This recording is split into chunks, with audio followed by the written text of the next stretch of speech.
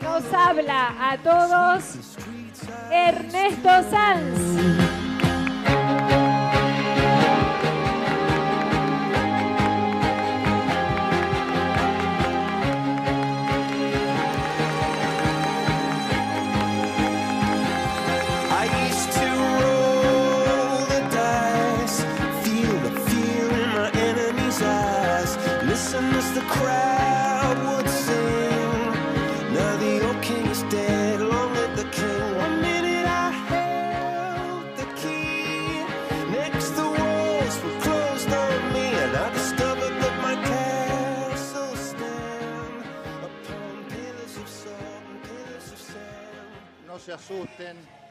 No se asusten cuando acomodo los micrófonos.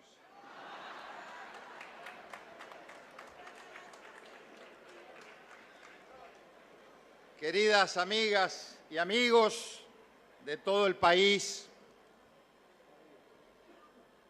me habían aconsejado, uno de los pasos que tenía que seguir era cambiarme la camisa. Pero ¿cómo me voy a cambiar la camisa si dentro de esta camisa tengo todo el afecto, todo el cariño, todo el amor de haber estado 2 horas abrazándolos, de haber estado 2 horas sacándome fotos con todos ustedes? Aquí tengo en esta camisa todo ese afecto y todo ese entusiasmo. Por eso voy a seguir con esta camisa. Hace 30 años, allá en mi ciudad, en mi San Rafael,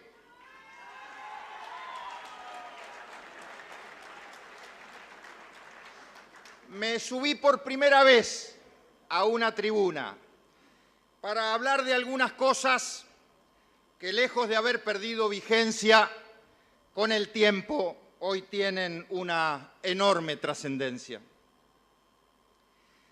Debajo de la tribuna, entre la gente, había una mujercita que con su panza de embarazada me acompañaba, escuchaba y alentaba. Esa mujer que está por allí es Cristina. Cristina, la que me quiere. Cristina, la que me dice que soy trabajador e inteligente. Y en esa pancita estaba, y ahora está también por allí, Fernando, mi hijo mayor.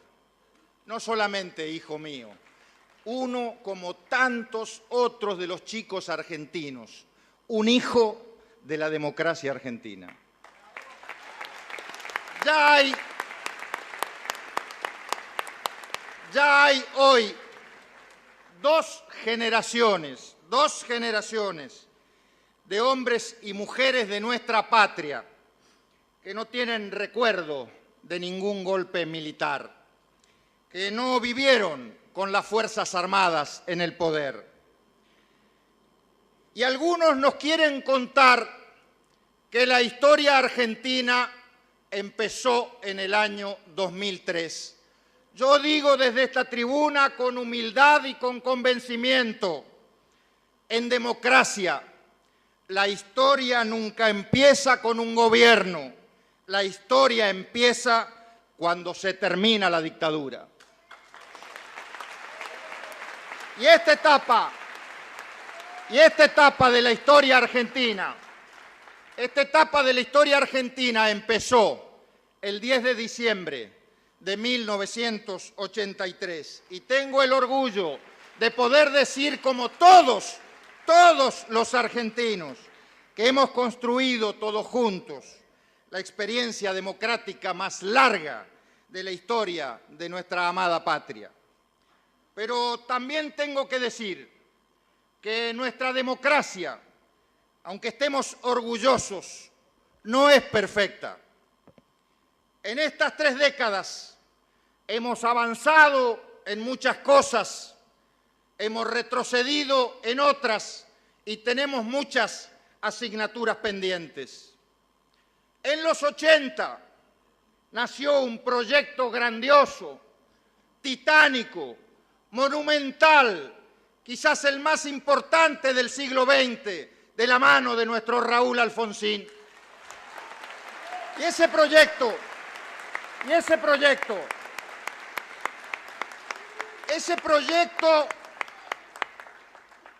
tuvo más que ideas, era más que un proyecto de ideas, era un proyecto de valores, La vida y la paz, que recién cuando estaba afuera escuchaba cómo cantábamos, somos la vida, somos la paz, como lo cantamos desde hace tantos años, la vida, la paz, la justicia, la libertad. Esos son proyectos de valores. Lo que allí se puso sobre la mesa, la razón de ser de la presidencia de Raúl Alfonsín era la recuperación misma de las bases de nuestra sociedad.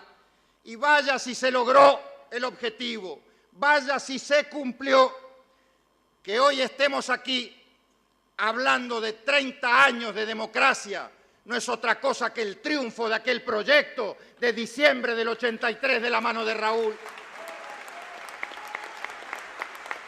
En esos años, aseguramos las libertades, juzgamos a las juntas y yo hoy tengo el orgullo de decir que en una mesa está el fiscal del nunca más y está Ricardo Gil Lavedra, un juez que le puso coto a tantos años. En este acto es un orgullo.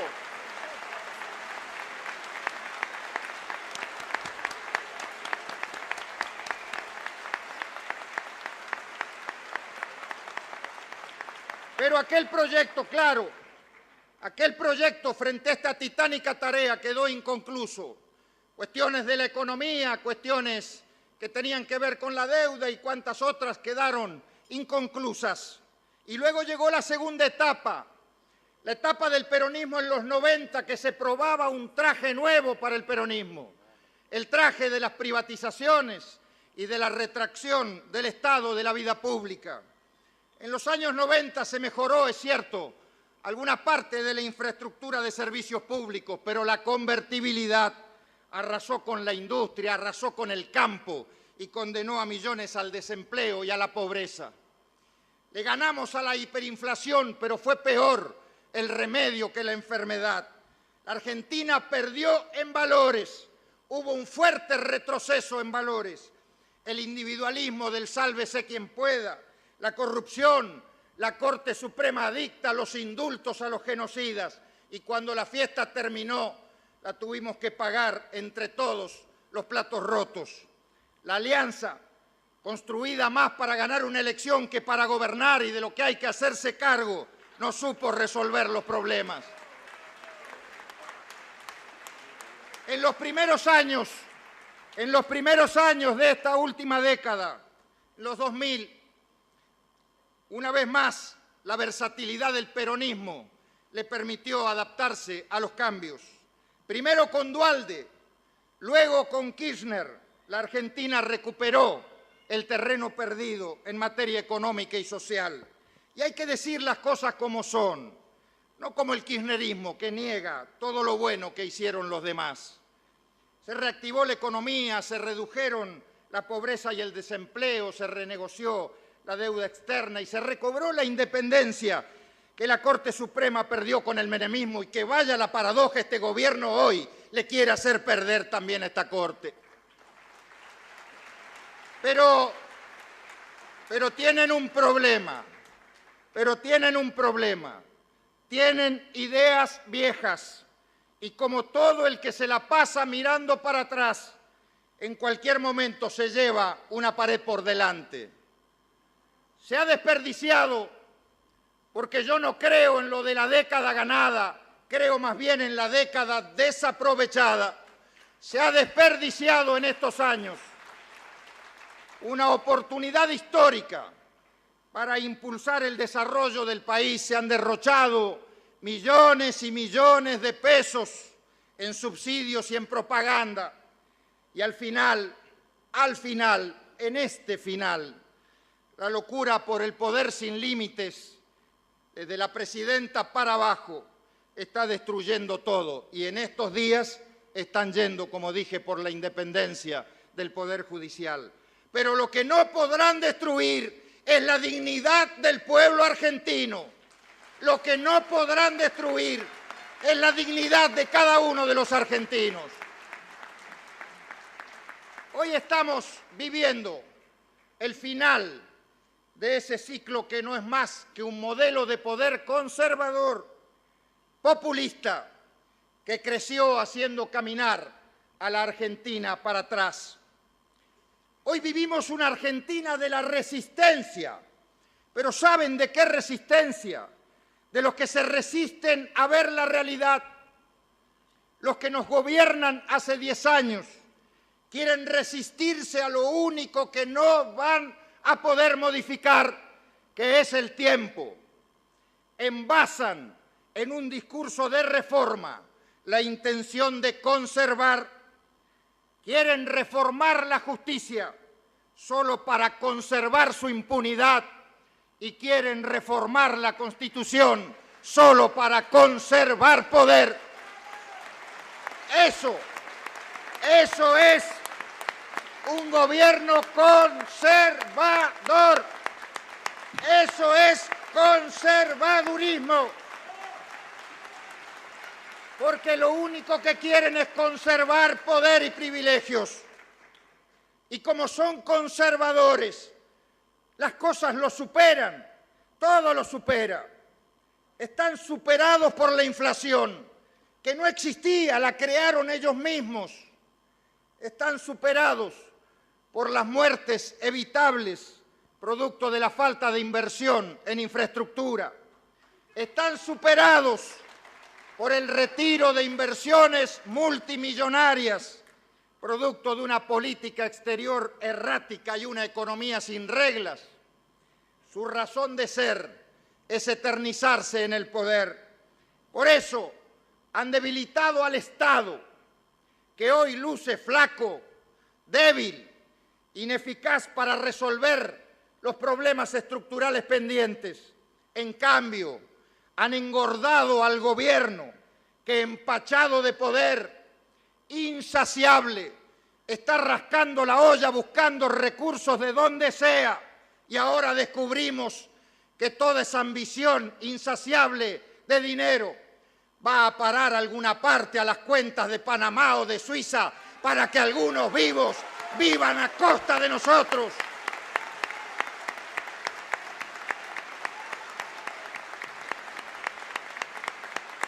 El Estado no fue inteligente en 11, ni tampoco ha sido inteligente en las inundaciones. Esas son las caras trágicas de un modelo conservador y populista en lo político y facilista en lo económico, dominado por el corto plazo, sin visión estratégica. Como decía la abuela, pan para hoy y hambre para mañana. Este es el partido, el del gobierno, que puede privatizar y estatizar YPF según convenga a sus intereses, que puede bajar o subir el número de los miembros del Consejo de la Magistratura, como también según convenga a sus intereses, y que puede acomodar las cifras del INDEC para pagar menos deuda para costa de empobrecernos a todos. Y además, desde el poder han construido un verso, un cuento, que es el denominado relato de que resulta que los poderosos están todos enfrente de ellos. Las corporaciones de los medios, la corporación económica, la corporación judicial, la corporación del campo y no sé cuántas otras. Resulta que hace 10 años que nos gobiernan, pero ellos no son los poderosos. Manejan un emporio mediático, un verdadero monopolio de medios oficiales dedicado a hacerle operaciones a los opositores, pero resulta que los poderosos son los otros. Manejan una mayoría aplastante en el poder legislativo, pero resulta que los poderosos son los otros. Manejan a 21 de 24 gobernadores, pero resulta que los poderosos son los otros. manejan un presupuesto de más de 600.000 millones, pero resulta que los poderosos son los otros. Que no nos engañen más. La única corporación poderosa, la más poderosa en la Argentina, es la corporación del gobierno. Es la corporación del gobierno. Pero también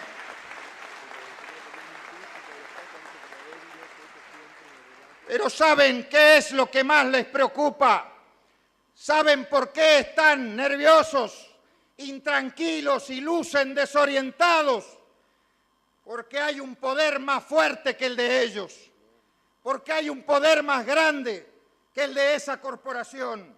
Es el poder de una sociedad unida, alerta, movilizada, de una sociedad protagonista, de una democracia en la cual los ciudadanos se paran y le dicen a este gobierno y a esta corporación: no van a pasar, no pasarán. A los poderosos del gobierno le vamos a ganar con el poder de la ciudadanía. A ellos les va a ganar el país. El país es mucho más que este gobierno que atrasa. Atrasa donde tomarse un tren en la Argentina es jugarse la vida. Atrasa en la Argentina donde cada vez que llueve las personas se mueren. Atrasa una Argentina donde millones de familias siguen hacinadas en asentamientos precarios sin vivienda digna. Atrasa una Argentina donde no se puede ahorrar porque la inflación destruye los salarios. Que quede claro, mis amigos, para eso estamos hoy acá. Hoy tenemos que tomar un compromiso de honor, todos. No podemos dejar que la Argentina del futuro sea jugada en la tómbola del peronismo y de las internas del peronismo.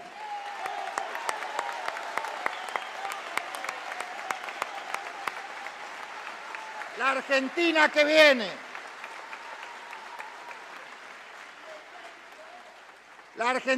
viene, no puede quedar presa de una disputa entre expresiones del pasado, entre expresiones del atraso, de la política clientelar, del consumo artificial, del descontrol, de la desidia, de la corrupción, del manoseo a la justicia y el capitalismo de amigos. Es imprescindible construir una alternativa superadora que sea capaz de romper esa suerte de mito o prejuicio que hay por allí de que solo el peronismo puede gobernar este país. De los últimos 25 años lo han hecho en 23 y miren cómo estamos, y miren cómo estamos.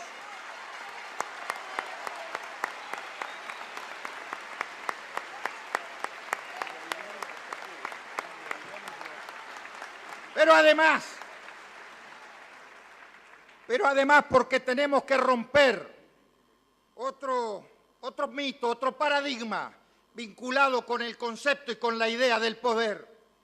En una democracia nadie debe tener todo el poder.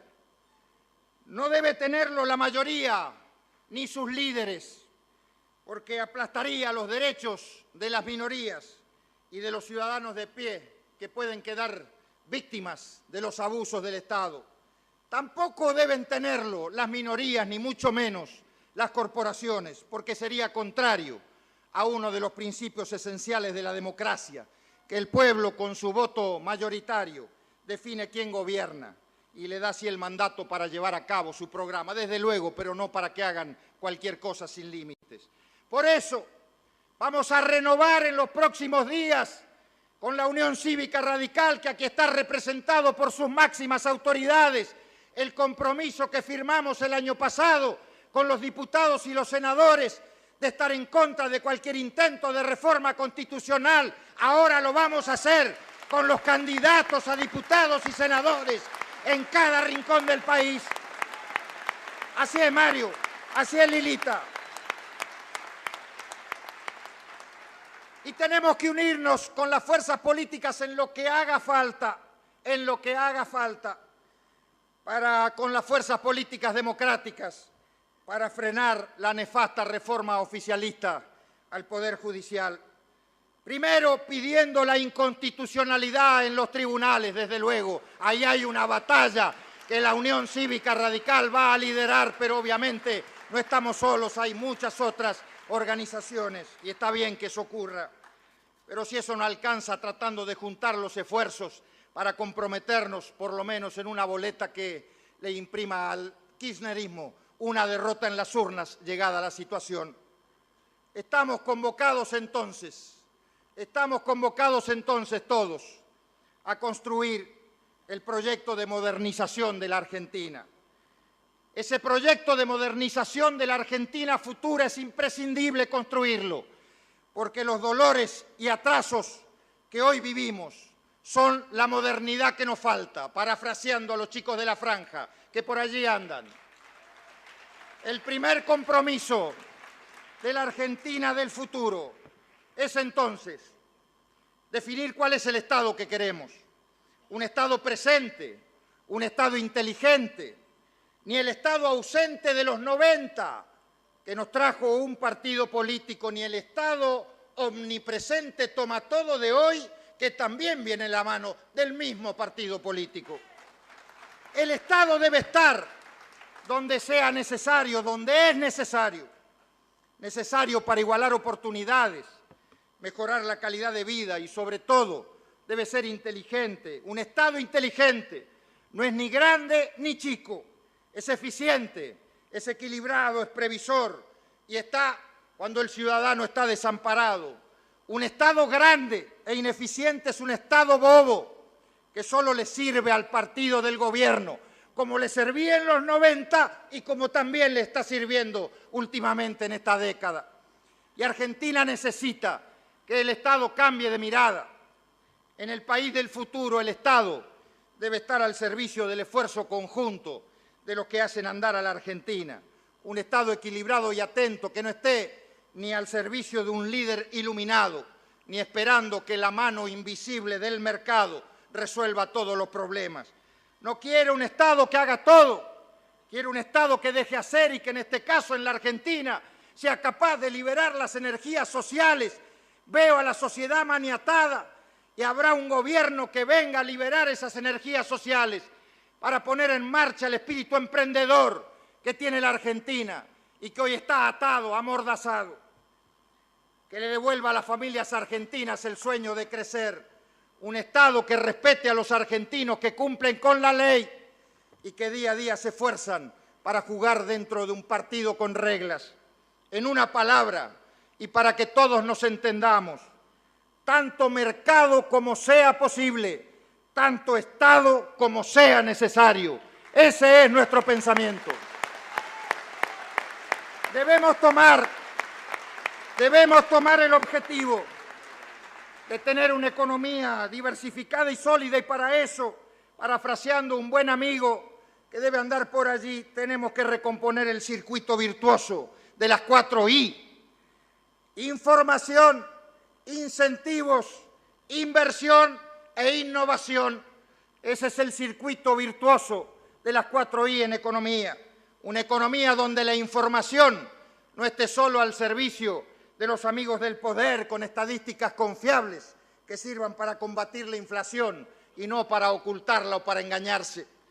Donde los incentivos no sean solo para los que pesan la plata en Puerto Madero, donde haya una ley nacional de promoción industrial verdaderamente nacional que corrija las asimetrías que tiene todavía la Argentina, donde la inversión sea genuina, genere empleo y cree valor, donde sea más rentable arriesgar el capital que dejarlo debajo del colchón en una caja de seguridad, donde la innovación nos abra las puertas del mundo a través del concurso de nuestros científicos y nuestras universidades aplicadas a un modelo de desarrollo integral y de crecimiento en el país.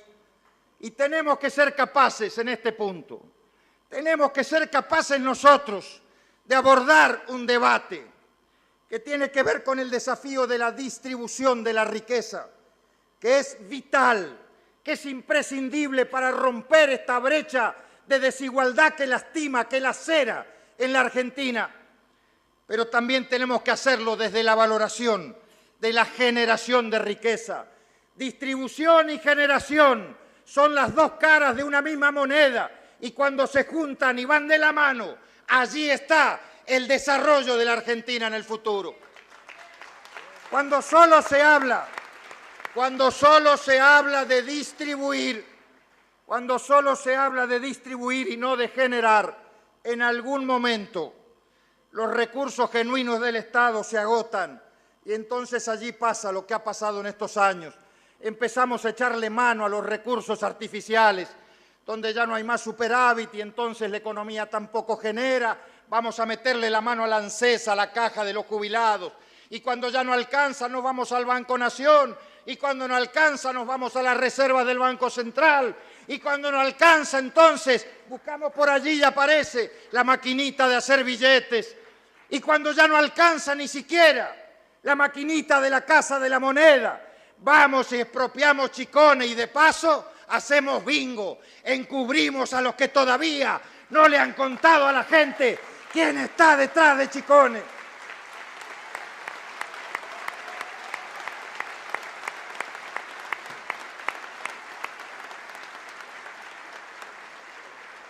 Yo quiero un país donde a los que produzcan y creen riquezas les vaya bien, ganen dinero, paguen buenos y mejores salarios e inviertan en sus actividades, en sus empresas. Y en ese círculo virtuoso, yo quiero un Estado que con una reforma tributaria progresista y progresiva le cobre los impuestos al que más tiene, más impuestos al que más puede, más impuestos, y que luego los redistribuya con equidad para romper la brecha de desigualdad. Tan difícil es esto, tan complicado es esto. Este es el corazón, ese es el corazón de una propuesta progresista y tenemos que hacernos cargo de llevarla adelante, de dar mensajes, de defenderla, porque ese es el corazón también de nuestra propia historia. Precisamente allí, en el corazón de esa propuesta progresista, empiezan a verse las diferencias con el modelo actual. ¿Saben ustedes cuáles han sido las actividades que más plata han ganado en esta década desaprovechada? La banca y el juego, precisamente las que están más lejos de los esquemas productivos y las que tienen más exenciones tributarias en la Argentina. Por eso es que tenemos que salir a debatir cuál es el modelo de desarrollo que estamos dispuestos a defender en la Argentina. Yo quiero un Estado que recupere un modelo estratégico de desarrollo en energía y en infraestructura. Uno de los activos más valiosos que teníamos en el país era haber logrado el autoabastecimiento energético. ¿Saben cuándo lo logramos? Lo logramos allá en el 86, en el 87, cuando estaba el gobierno del radicalismo y cuando había nombres del radicalismo inteligentes en energía, en YPF, en el Ministerio de Infraestructura y Planificación, que nos dieron esa posibilidad del autoabastecimiento. ¿Saben cuándo se perdió? Se perdió en el 2010, en épocas de este gobierno, y culpa de eso hoy tenemos que importar combustibles por más de 15.000 millones de dólares en combustibles y en gas, y fíjense qué paradoja, tenemos que traer de Arabia y de otros países el combustible y el gas que está allí durmiendo abajo de nuestro territorio. ¿No es acaso eso un crimen? ¿No es acaso eso la antítesis de un modelo progresista? Eso es facilismo económico, eso es conservadurismo también desde el punto de vista económico. Lo mismo ocurre con las obras de infraestructura para el desarrollo. Yo les voy a dar un ejemplo que tiene nombre y apellido. Ustedes seguramente conocen lo que ha pasado allá en el sur de mi provincia, pero que involucra a otras provincias argentinas, con el caso de la minera Vale. Era un proyecto de extracción de minerales de sales de potasio que se utilizan para la agricultura. Era un proyecto ambientalmente limpio, no de los otros minerales metalíferos ni con el uso de cianuro y otras y otras porquerías. Ese proyecto de extracción de sales tenía una inversión de 400 kilómetros de ferrocarril, iban a construir 400 kilómetros de ferrocarril que arrancaba en Mendoza, seguía en Río Negro, en Neuquén y llegaba a Bahía Blanca, y allí en Bahía Blanca, en el puerto de Ingeniero White, construían casi un puerto más al lado del que está hoy.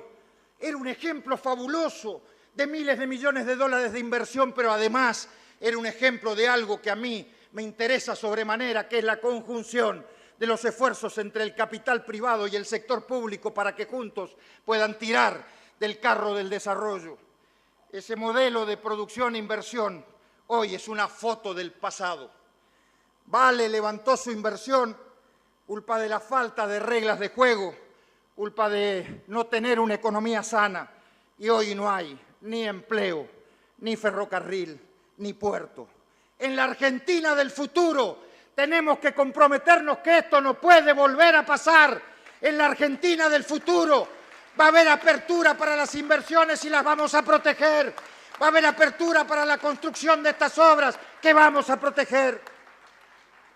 En el país del futuro, la justicia social será una construcción colectiva de todos. La justicia social que perdura, la que da lugar al ascenso social, la que tiene bases sólidas, tiene 3 pilares fundamentales: educación de calidad, trabajo digno y esfuerzo personal. Educación de calidad, trabajo digno y esfuerzo personal. Esos son los 3 pilares. Y el objetivo de la Argentina moderna en materia de justicia social debe ser garantizar un piso mínimo de bienestar a lo largo de la vida de un ciudadano, desde que nace hasta que muere. Yo creo en las sociedades con pisos pero sin techos. Es una frase importante, que por supuesto no es mía, se la he copiado a un buen amigo que también me arrimó algunas ideas. Tenemos que ser una sociedad con pisos pero sin techos. ¿Saben qué significa eso? Nadie tiene que sentirse afuera y nadie tiene que tener obstáculos en su progreso. Eso es una definición de la justicia social que nosotros queremos instaurar en la Argentina. La asignación universal por hijo, la generalización de las prestaciones previsionales y otras conquistas sociales son inmensos pasos adelante. Ustedes mismos lo han votado hoy en esa encuesta. Hay que transformarlas en un derecho, hay que transformarlas en leyes, hay que transformarlas en actualizaciones que estén más allá de los caprichos y las arbitrariedades de quien gobierna. Y de paso hago un paréntesis, por allí anda Laura Musa, ¿saben quién es? La que presentó 5 años antes que el gobierno el proyecto de asignación universal en el Congreso Nacional, que nunca fue tratado. Mi homenaje a Laura. La justicia social necesita de fuertes inversiones en infraestructura social básica después de 10 años de kirchnerismo. 23 millones de personas no tienen red de cloacas, 8 millones sin agua potable, 3 millones sin electricidad y hay un déficit habitacional que ya está llegando a los 3 millones de viviendas. Claro, ¿cómo no iba a ser así si la plata, en lugar de ir allí, se iba para Panamá o para Suiza? Reducir ese déficit habitacional, extender redes cloacales de gas natural y agua potable es una inversión fundamental para tener una sociedad equitativa. No podemos seguir apostando, y esto es muy importante, a que sea solo la educación la que rompa en la Argentina con el flagelo de la desigualdad cuando toma a los chicos a los 4 años. Cuando esos chicos desde que nacen a los 4 años se crían en un ambiente de tanta desigualdad, en hábitats tan indignos, que es imposible que luego la escuela, por más esfuerzo del Estado, por más esfuerzo de los docentes, por más esfuerzo de los directivos, quiera romper la brecha de desigualdad. A la brecha de desigualdad y quiera romperla allí desde que nacen los pibes, en las villas inestables, allí donde nacen los pibes, en los lugares con hábitat indignos, cloacas, agua potable, calles, seguridad, viviendas, para que luego sea la escuela, la que se encargue de la otra tarea. Porque entonces allí, cuando la escuela los toma, vamos a hablar de la necesidad de reformular un nuevo paradigma educativo. Yo no había entendido muy bien lo que significaba en estos tiempos, donde a uno le meten tantas cosas desde el relato oficial, ese concepto de escuela contenedora. Hasta que un buen amigo que está por ahí lo veo, Gustavito querido, me dijo, mira, yo te lo voy a explicar sencillamente, la diferencia entre la escuela contenedora y lo que es la escuela formadora que toda la vida nosotros defendimos. En la escuela contenedora, al final del año, el chico que estudió, que trabajó, que hizo los deberes, que respetó a sus docentes, que se portó bien, que hizo todas las cosas bien, como premio pasa de grado. Y el chico que no hizo ninguna de estas cosas, al final del año también pasa de grado. Ahí lo entendí. Ahí lo entendí. Ahí lo entendí. Ahí entendí lo que es la escuela contenedora. Por eso hay que ser capaces de romper ese paradigma y hay que volver a la escuela formadora. La escuela formadora en valores, la escuela formadora de ciudadanos, la escuela formadora de buenas personas, la escuela formadora de personas honestas, la escuela que es un mérito al esfuerzo, la escuela de Husay, de Leluar, de Milstein, de Borges, de Sábato, la de Raúl Alfonsín, la de Arturo Illia, la de tantos prohombres de la patria.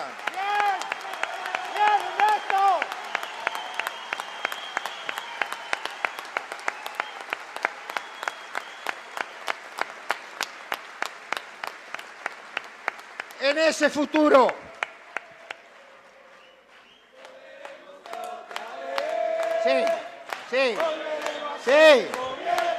sí, pero no lo cantemos solamente, metámoslo acá en el pecho, en el corazón, además de cantarlo, hay que militarlo eso.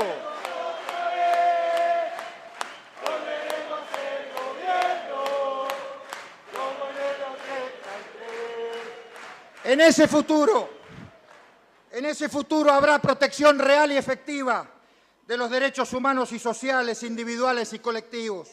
En el país que queremos, los derechos no se discuten, se respetan y se protegen. Digámoslo con claridad, un Estado que protege no reprime, previene. Y un Estado que protege tampoco se escuda en la ideología cuando está en juego la seguridad de sus ciudadanos.